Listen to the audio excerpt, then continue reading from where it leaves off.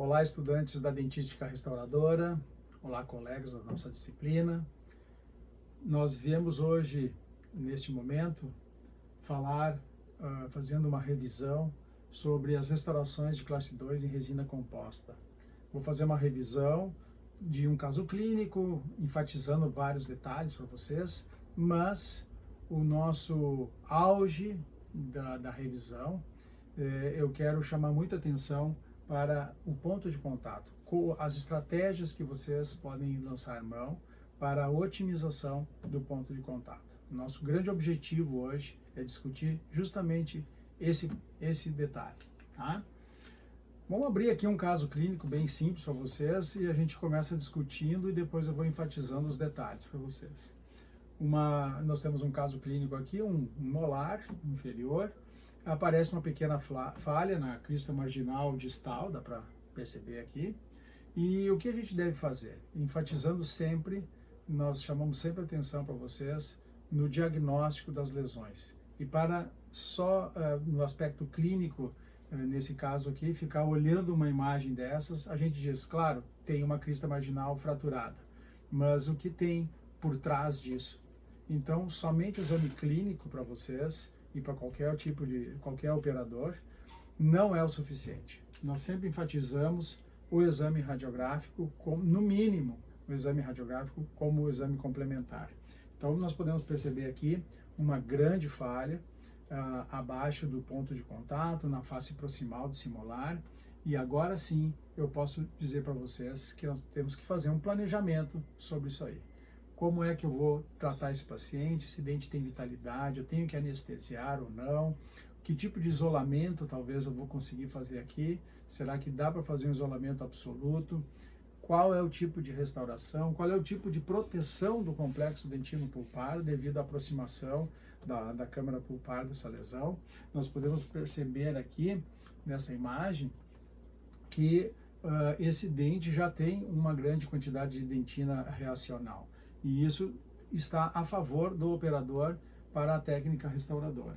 Então, depois de planejarmos, nós podemos, então, questionar mais alguns detalhes. Nós sempre chamamos a atenção para vocês da remoção de cárie, até onde remover a cárie, com que segurança eu devo fazer essa remoção, seja essa remoção com brocas esféricas laminadas, baixa rotação, movimentos intermitentes, o cuidado para não gerar calor, porque o nosso órgão precioso nesse momento é o órgão pulpar, é o que dá vitalidade para o dente. Nós temos que ter todo esse cuidado para manter essa vitalidade.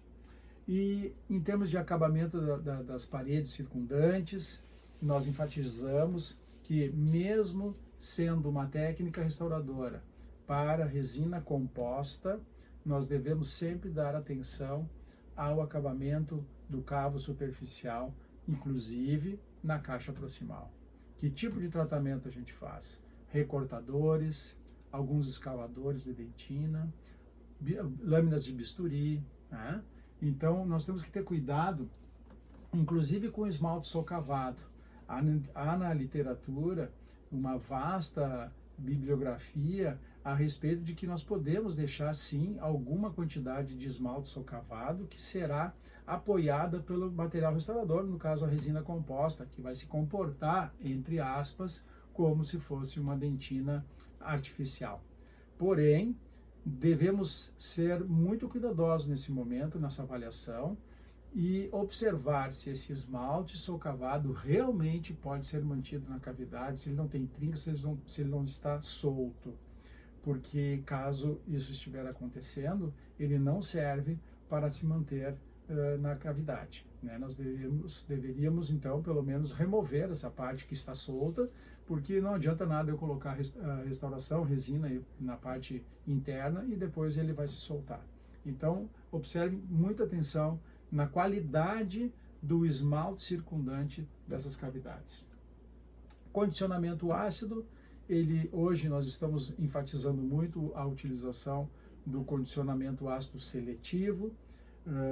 Condicionamos esmalte, não condiciona a dentina, já faz parte de uma proteção do complexo dentino pulpar, a não o não condicionamento da dentina, não abrir os túbulos dentinários, utilizar sim a lama dentinária a nosso favor.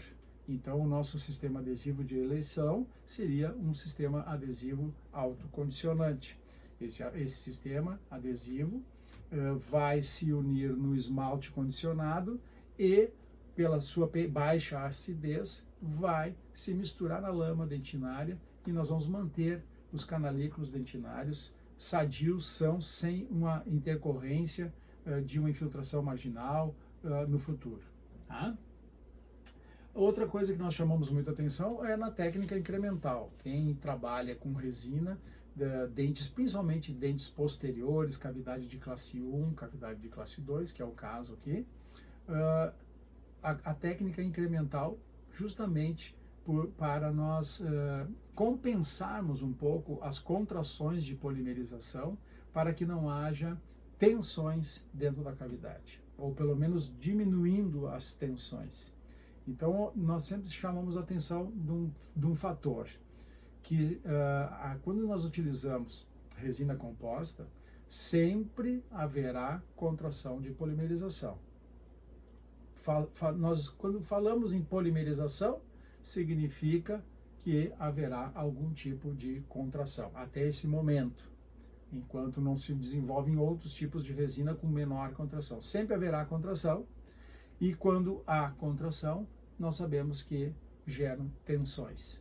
Então, quanto mais incrementos nós colocamos na cavidade, menor serão as tensões geradas dentro dessa cavidade, tá ok?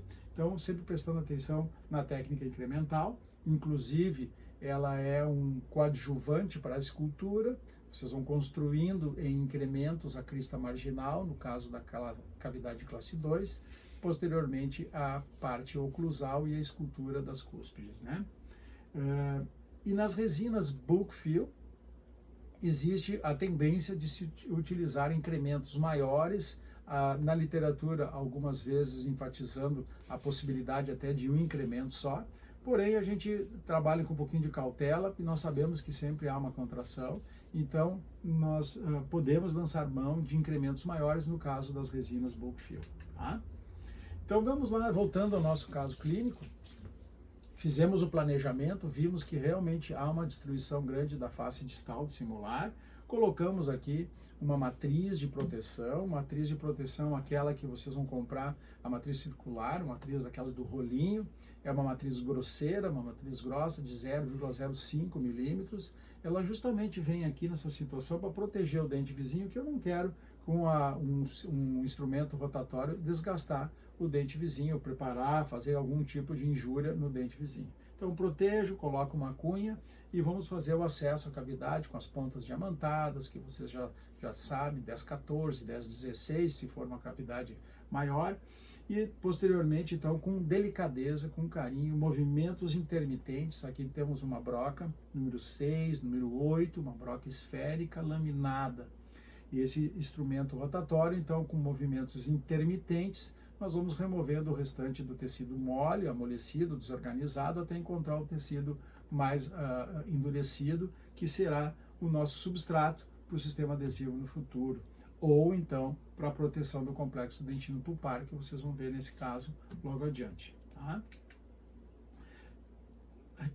Praticamente terminada a cavidade aqui, nós removemos a matriz de proteção e estamos dando o acabamento do cavo superficial lá na parede gengival, no cavo superficial da parede gengival. Para isso, recortadores. O recortador é um grande aliado aqui para remover justamente aquele material solto, desorganizado, lá na intimidade da parede gengival. E justamente ali, nesse cavo superficial, onde nós corremos um grande risco de início de uma infiltração marginal. Então, esse acabamento é importante, é necessário, e inclusive acabamento de todo o cavo superficial pode ser com uma broca cilíndrica, uma broca 56, delicadamente, não é bisel, tá?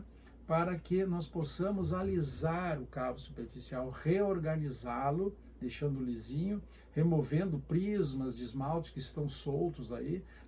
Nós quando olhamos esse tipo de cavidade no paciente, nós estamos olhando um todo, um macro, uma visão macro e a visão micro. Como é que será que estão esses prismas? Estão tudo desorganizado, tudo solto lá dentro. Então é preciso dar um acabamento, nós precisamos nesse momento ser caprichosos e dar essa atenção necessária ao cavo superficial. Tá? Recortadores, broca 56, e aí então está a nossa cavidade prontinha, lisinha, tá? Já colocamos uma matriz, colocamos a cunha e aqui colocamos aquele grampo que nós sabemos que isso foi desenvolvido pelo Maquin. Essas matrizes se chamam matrizes Maquin, né? Depois se colocaram um nome comercial nelas, existem várias marcas, um chama Unimatrix, outro Palodente, e assim vai indo, cada fabricante vai colocando o seu nome. Mas quem desenvolveu, quem descreveu a primeira vez esse tipo de matriz, uma matriz metálica com uma conformação, uma convexidade proximal, e a utilização de um grampo como auxiliar, foi o Maquin. Tá? Então o nome dessa matriz aqui, original mesmo, é matriz Maquin. E agora então está tudo pronto aqui para condicionar e depois sistema adesivo e fazer a restauração. Aqui nós colocamos uma proteção do complexo dentino pulpar, utilizamos um cimento de ionômero de vidro. Tá? E agora para tudo. Agora realmente, além dessa revisão de classe 2, nós queremos chamar a atenção para o ponto de contato. E eu acredito assim que uma das maiores falhas e a maior dificuldade do operador é realmente conseguir a eficiência, a eficácia de um ponto de contato para com o dente adjacente, o dente vizinho. Aqui mora um grande problema. Muitos pacientes saem do seu consultório com uma tendência de impacção alimentar, porque nós operadores temos muita dificuldade de conseguir a pressão entre os dentes. Então vamos falar aqui, enfatizar alguns itens que eu acredito que sejam importantes para conseguirmos uma otimização do ponto de contato. É um desafio, é um grande desafio conseguir o que a natureza nos deu. Tá? Agora, vamos respeitar alguns detalhes, sejam eles, tem pacientes que não têm ponto de contato, os dentes são sem contato, houve uma migração, tem diastemas, então não tem como eu conseguir ponto de contato e vai ser assim a da natureza desse paciente. Agora, um dos grandes problemas que nós temos na clínica é que o operador acaba colocando a matriz, esquece de dar o acabamento dessa matriz e nós conseguimos, em vez de um ponto de contato, uma aresta de contato. Isso também é indesejado, tá? Porque dificulta a higienização, acaba impactando o alimento de qualquer jeito, o fio dental arrebenta, desfia, então cuidem muito com as arestas de contato. O que seria desejado para nós seria o ponto de contato ou área de contato. Depende muito da idade do paciente. Um paciente jovem, os dentes são bastante convexos, então nós temos pontos de contato. Com o passar da idade, esses dentes vão se sofrendo uma atrição entre eles, uma pressão e um desgaste proximal, e os pontos de contato se transformam em áreas de contato. Então, se é um paciente idoso, seria interessante a gente tentar conseguir áreas de contato, tá ok? Vamos lá, então, falar sobre alguns detalhes que nós podemos lançar mão, algumas manobras que nos auxiliarão para a obtenção de um ótimo ponto de contato. Uma das manobras é o afastamento prévio. Tá? O paciente vem no consultório de vocês e nós colocamos, então, você coloca um afastador. São elásticos ortodônticos, puxa com fio dental para vestibular e para lingual, insere esse elástico entre os dentes, tá? Fica o elástico fazendo a volta no ponto de contato, uma parte do elástico fica lá no espaço interdental e a outra parte fica sobre a crista marginal. Libera o paciente, ele volta em 24 ou 48 horas. Esse elástico pressiona e afasta os dentes. Se o paciente vem com o dente afastado, previamente afastado, durante a tática operatória, nós cunhamos e mantemos esse dente afastado, conseguimos dar a convexidade da restauração, da face proximal. Consequentemente, após o retorno desse paciente para a sua rotina, os dentes voltam à posição normal e nós conseguimos, então, uma pressão entre os dentes, o ponto de contato, no caso, tá? A outra estratégia, alguns autores lançam mão desse tipo de estratégia aqui. O paciente chega no consultório, eu optei por não fazer o afastamento prévio. Então, o que eu posso fazer? Já durante o atendimento, durante o transoperatório, eu já anestesiei, já isolamos aqui, e aí já coloca a cunha para ir afastando previamente já, durante o tratamento, tá? Essas cunhas aqui vão já afastando os dentes, já vão fazendo essa pressão, e ao mesmo tempo essas cunhas protegem a gengiva e protegem a borracha. Não raro, nós observamos na clínica os estudantes, os operadores, fazendo o preparo cavitário, quando vê a ponta diamantada ou a broca, acaba encostando na borracha, rasgando a borracha, machucando a papila gengival, e aí começam os problemas de entrar umidade e contaminação do campo operatório. Então, cunhas de madeira, cunhas plásticas, aquela que você tiver que seja eficaz, que tenha realmente efetividade, pressão entre os dentes, tá? Essas fotos aqui não são minhas, são do site Estilo Italiano, tá? Isso aqui é uma tática operatória, vejam bem que não foram feitos os preparos ainda, eles já cunharam, depois se faz o preparo com as cunhas no lugar, depois mais remove a cunha, troca, bota a matriz e segue a tática toda, tá? Aqui uma outra cavidade mostrando para vocês um slot vertical, onde a cunha está ali fazendo já o afastamento antes de colocar a matriz, protegendo a gengiva, protegendo a borracha e mantendo os dentes já com um espaço um pouquinho maior para compensar a espessura da matriz logo adiante, tá? Matrizes, aqui nós temos um caso à parte, vamos dizer assim, né? Muitas vezes o operador vai usar a matriz, aquela matriz normal que ele usa para o amálgama de prata lá no seu consultório, uma matrizinha circular, aquela matriz de proteção dos dentes vizinhos. Aquela matriz é uma matriz grosseira, uma matriz de 0,05 de espessura, milímetros de espessura. Esse tipo de matriz vai deixar a marca dela ali, quando vocês removerem a matriz, remover a cunha, vai ficar o espaço. Então, matrizes, prestar muita atenção no fabricante, no fornecedor da matriz para vocês. A matriz tem que ser realmente efetiva, lisa e muito fina, tá? Nós temos marcas comerciais, aqui mostrada essa figura, matrizes que você pode escolher a espessura 0,05, 0,03, 0,025. Então, nós temos matrizes muito finas que nos auxiliam muito nessa obtenção do ponto de contato. Pode ser utilizada a matriz Toffler-Mayer? Pode ser a Toffler-Mayer, mas depende do fabricante. Nós temos fabricantes fabricando matrizes do tipo Toffler-Mayer, né, bumeranguezinho aquela, mas matrizes extremamente grossas, que não vão dar o resultado esperado para nós na hora de conseguir o ponto de contato. Essa aqui é a matriz Maquin, né?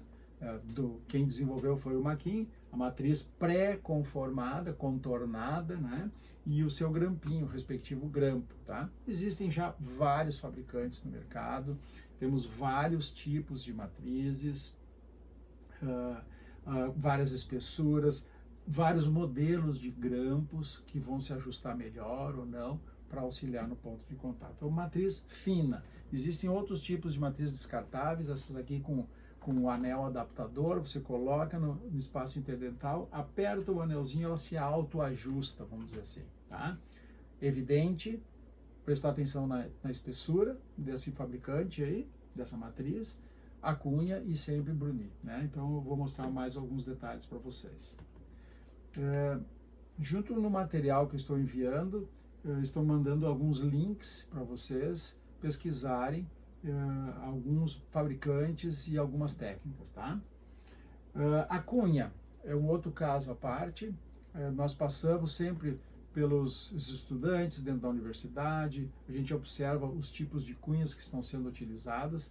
Não raro nós nos deparamos com cunhas que estão ali praticamente para enfeitar alguma coisa dentro do campo operatório. Tem cunha colorida, cunha grande, cunha pequena, cunha grossa, cunha fina, mas muitas vezes, ou uma grande parte, nós não estamos vendo a efetividade da cunha, ou seja, que ela realmente vai fazer pressão entre os dentes, afastamento dos dentes para compensar a espessura da matriz.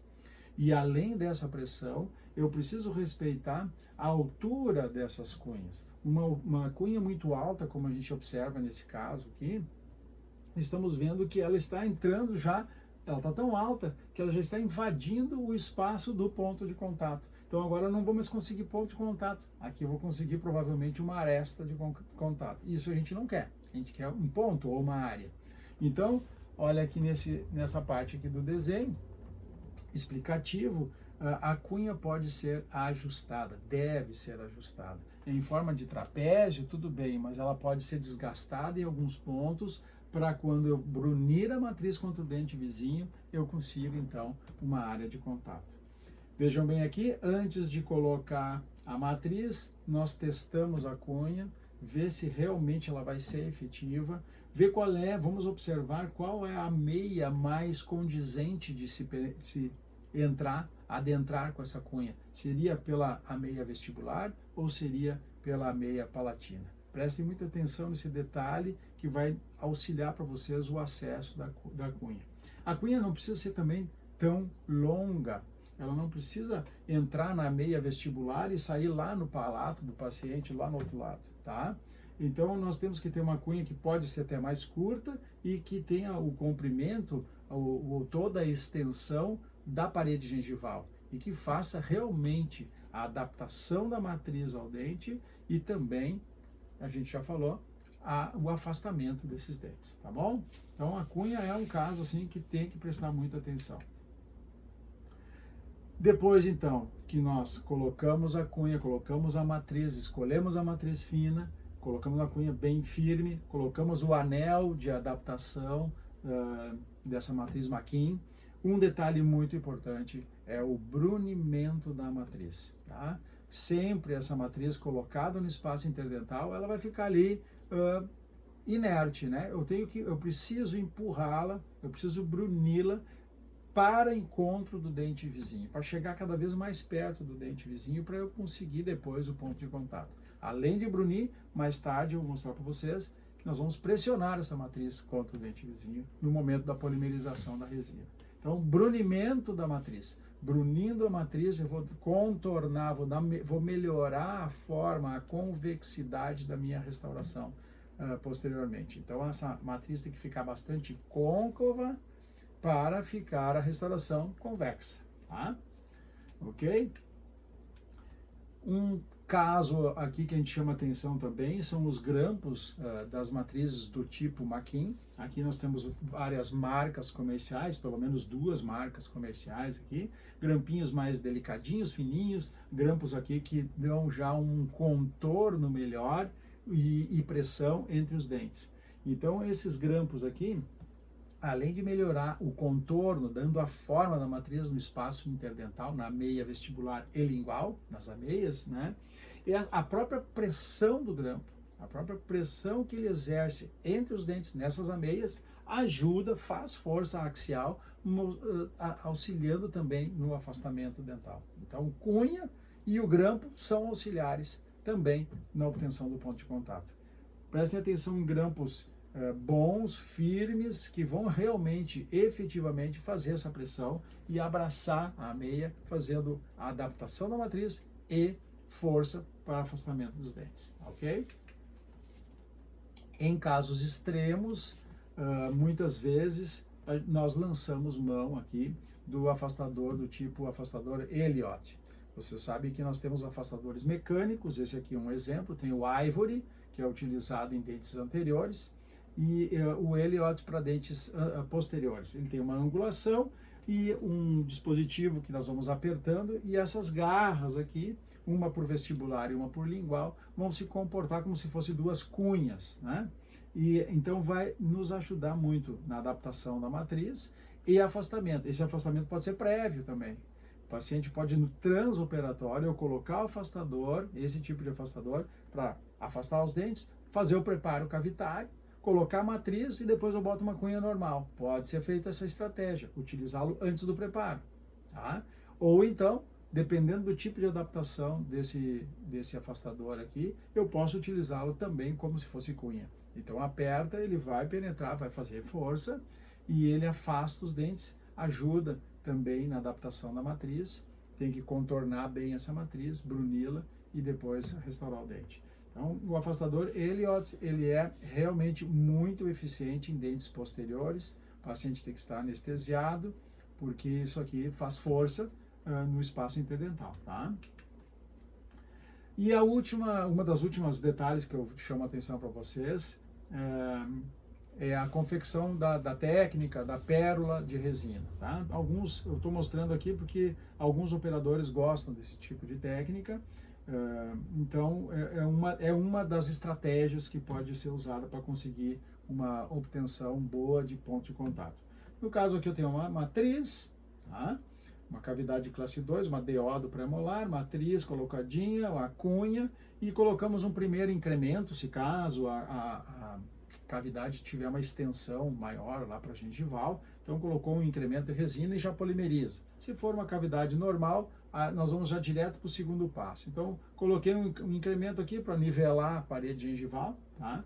Se for, no caso, uma cavidade muito extensa. Senão eu faria direto assim, ó, um incremento de resina, coloca um incremento de resina lá dentro da cavidade, não polimeriza esse incremento aqui, tá? Se esse aqui foi obtido, foi proposto usar essa técnica, bota o primeiro, polimeriza, esse aqui não polimeriza. Então eu cheguei no nível agora, nesse nível aqui, agora não polimeriza essa resina. Colocou, não polimeriza, tá?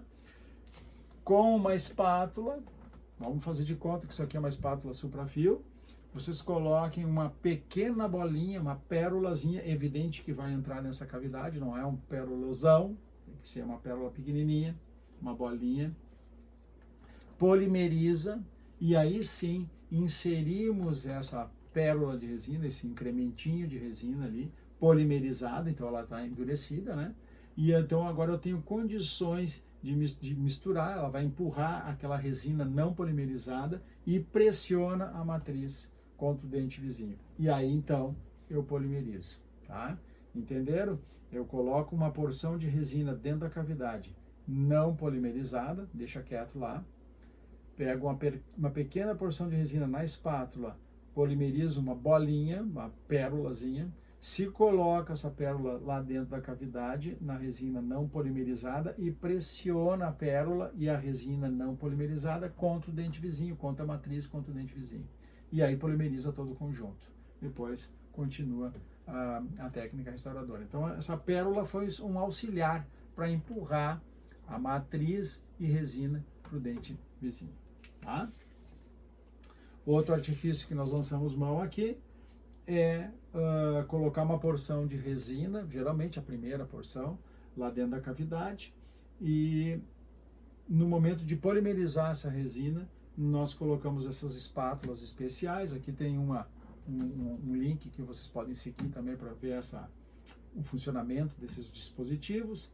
E colocamos a espátula e puxamos, no caso, para mesial, ou empurramos a espátula para distal. É bem autoexplicativa a espátula e o vídeo aqui do YouTube que vocês podem ver.